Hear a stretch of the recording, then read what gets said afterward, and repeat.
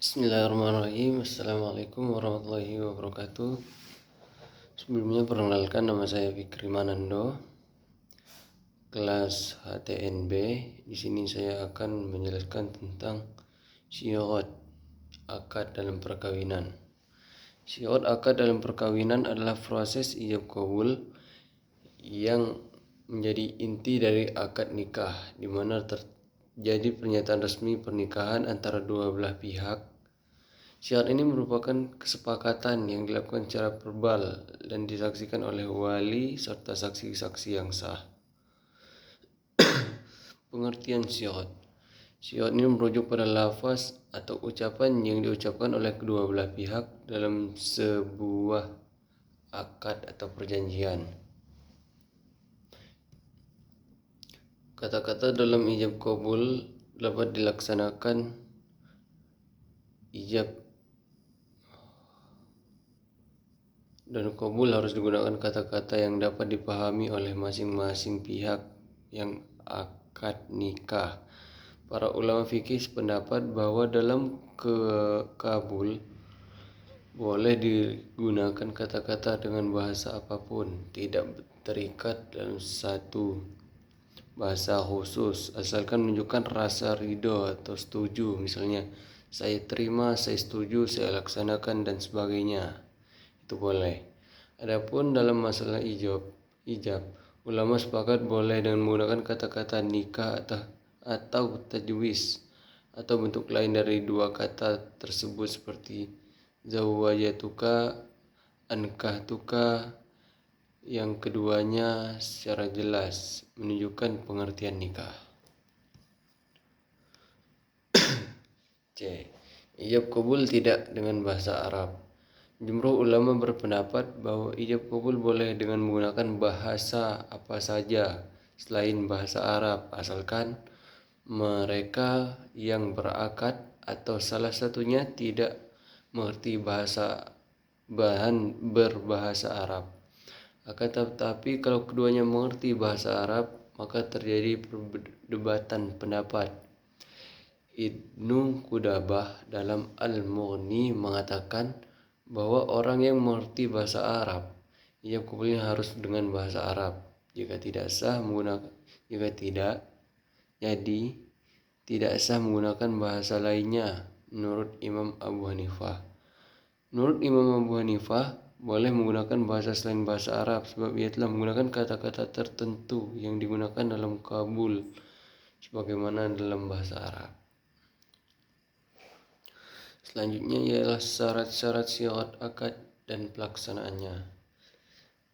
Syarat ucap ijab qabul.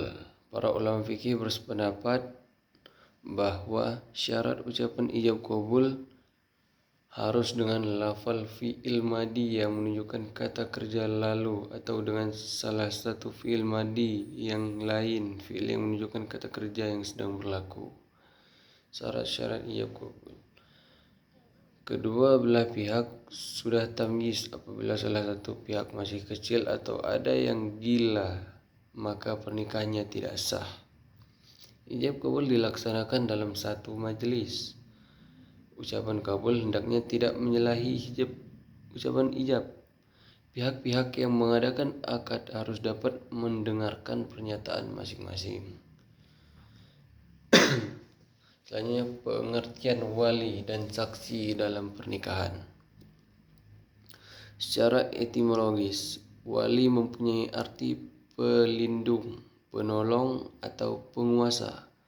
Wali mempunyai banyak arti, antara lain orang yang menurut hukum atau agama diserahi kewajiban mengurus anak yatim serta hartanya sebelum anak itu dewasa. B. Pengasuh pengantin perempuan atau waktu menikah. Perempuan pada waktu menikah, yaitu yang melakukan janji nikah dengan pengantin laki-laki. C. Orang saleh atau suci, penyebar agama, dan kepala pemerintah, dan sebagainya. Adapun wali dan saksi dalam pernikahan. Yang pertama ayah, kedua ayahnya ayah atau kakek, Ketiga, saudara laki-laki seayah, saudara laki-laki seayah saja, anak laki-laki saudara laki-laki seayah seibu, anak laki-laki saudara laki-laki seayah, anak laki-laki dari anak laki-laki saudara laki-laki seayah seibu, anak laki-laki dari anak laki-laki saudara laki-laki seayah, sampai seterusnya. Selanjutnya macam-macam wali. Wali nikah ada 4 macam, yaitu wali nasab, wali hakim atau sultan, wali tahkim, dan wali maula. Wali nasab. Wali nasab adalah wali nikah karena ada hubungan nasab dengan wanita yang akan melangsungkan pernikahan. Wali nasab dibagi menjadi 2, yaitu wali akrob atau dekat dan wali abad jauh. B. Wali hakim. Wali hakim dibenarkan menjadi wali dari sebuah akad nikah jika dalam kondisi-kondisi berikut. Tidak ada wali nasab, tidak cukup syarat-syarat pada wali akrob atau wali abad, wali akrob gaib atau pergi dalam perjalanan 92 km atau 2 hari perjalanan. Wali akrob di penjara atau tidak bisa ditemui, dan seterusnya, yang menghalangi wali nasab ini tidak bisa datang. C. Wali tahkim. Wali tahkim adalah wali yang diangkat oleh calon suar dan calon istri atau calon istri. Adapun pengangkatannya atau cara tahkimnya adalah calon suami mengucapkan tahkim kepada seorang dengan kalimat, "Saya angkat bapak atau saudara untuk menikahkan saya dengan si calon dengan mahar dan putusan. Bapak saudara saya terima dengan senang." Setelah itu, calon istri juga mengucapkan hal yang sama. Kemudian calon hakim itu menjawab, "Saya terima tahkim ini." Wali tahkim terjadi apabila 1. Wali nasab tidak ada, wali nasab gaib, tidak ada kodi atau pegawai catat nikah, talak, dan rujuk atau NTR. D. Wali maula. Jadi wali maula ini adalah wali yang menikahkan budaknya, artinya majikannya sendiri. Laki-laki boleh menikahkan perempuan yang berada dalam perwaliannya bagaimana perempuan itu rela menerimanya. Maksud perempuan di sini terutama adalah hamba sahaya yang berada di bawah kekuasaan budak. Maksudnya budak ini.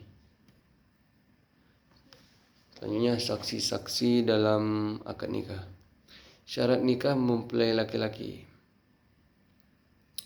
1. Tidak ada hubungan mahram dengan calon istri. Kemauan sendiri, merdeka, jelas identitasnya, tidak sedang menjalankan ihram. Selanjutnya syarat mempelai perempuan. Tidak ada halangan syar'i, tidak berstatus suami yang masih sah, tidak ada hubungan mahram, tidak dalam keadaan iddah, kemauan diri sendiri, dan jelas identitasnya.